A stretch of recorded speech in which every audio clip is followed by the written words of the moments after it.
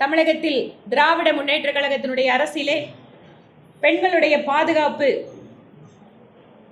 அவர்கள் எந்த அளவிற்கு வேலைக்கு செல்கின்ற இடங்களில் பாதுகாப்பாக இருக்க முடிகிறது, கல்லூரியினுடைய வளாகங்கள் பெண்களுக்கு பாதுகாப்பாக இருக்கிறதா என்று கேட்டால் இப்போது இல்லை என்கின்ற பதிலைத்தான் சொல்ல முடியும். பெண்களுக்கு எதிரான குற்றங்கள் மிக வேகமாக அதிகரிக்கின்ற ஒரு மாநிலமாக தமிழ்நாடு மாறிக்கொண்டு வருவது கவலை அளிக்கிறது. பெண்களுக்கு அதிகாரம் என்பது அவர்களுடைய கல்வி மற்றும் பொருளாதார சுதந்திரத்தின் வாயிலாக பெற முடியும் என்பதை நாங்கள் நம்புகிறோம்.